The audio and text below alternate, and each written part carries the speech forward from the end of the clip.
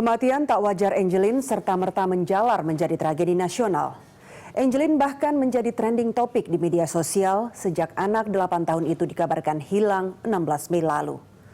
2 orang dekat Angelin dijerat polisi sebagai tersangka. Hasil forensik menunjukkan sekujur tubuh Angelin lebam, lehernya terlilit tali dan lambungnya kosong.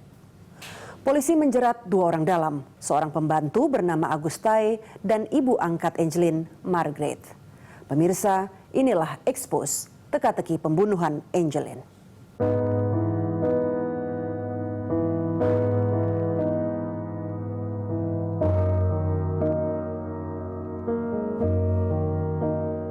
Twinkle, twinkle, little star, how I wonder wonder what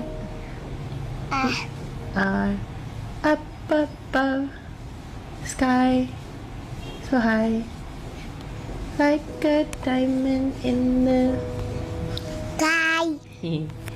twinkle. Masa-masa indah Angelin kini tinggal kenangan.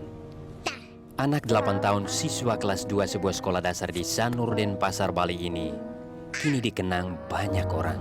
Oh, Di Jakarta, lilin duka cita dinyalakan di bundaran Hotel Indonesia.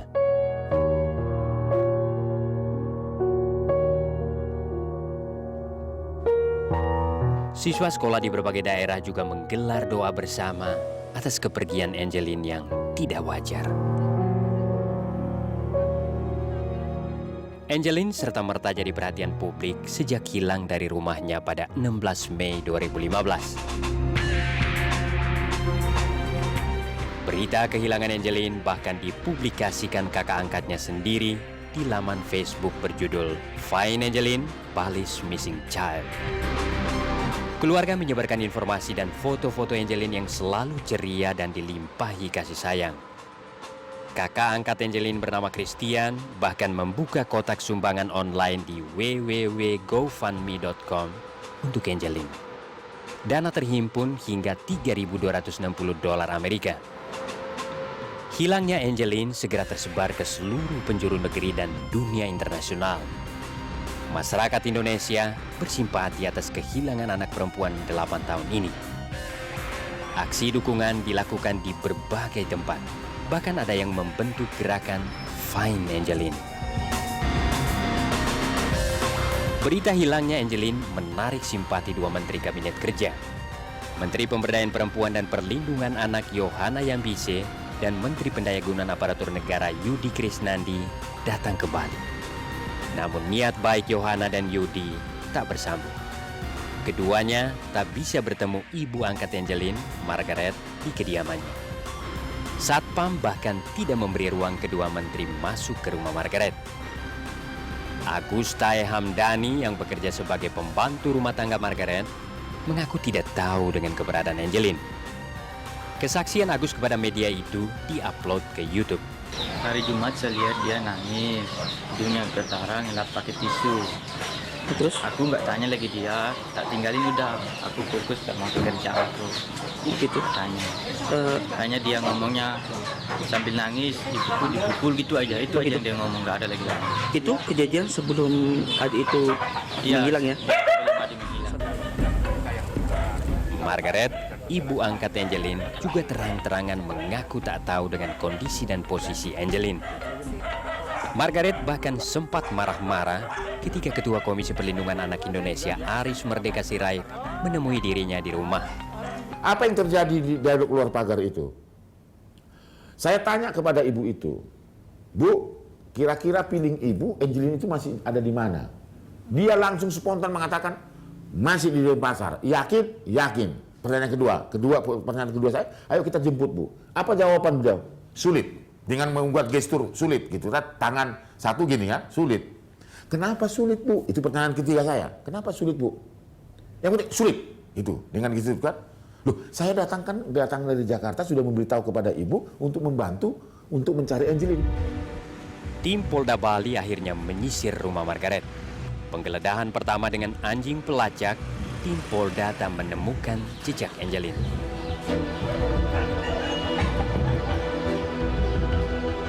Penggeledahan kedua dilakukan saat Margaret dan kedua anaknya tidak berada di rumah. Disinilah tim mencurigai gundukan tanah di belakang rumah dekat kandang ayam. Jasad Angeline ditemukan dalam kondisi mengenaskan 10 Juni 2015.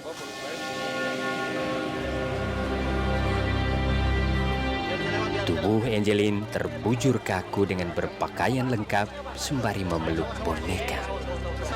Selama 26 hari, jasad Angeline dipendam secara mengenaskan.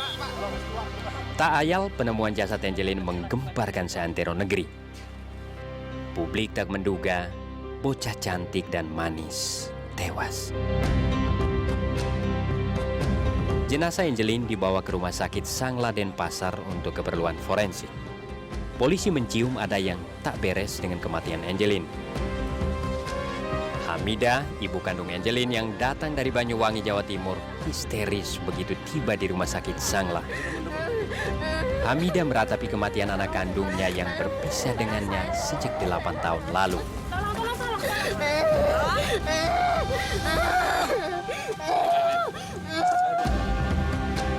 Polda Bali menetapkan Agus Tai Hamdani sebagai tersangka pembunuhan. Alasan Agus, Angeline bekerja tak becus. Kepada tim penyidik, Agus juga mengaku memperkosa Angeline.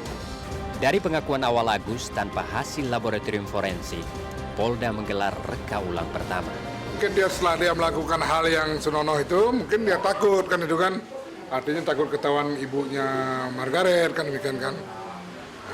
Kalau dugaan keterlibatan orang tuanya? Keterlibatan siapa? Keterlibatan orang tua si Margaret. Belum.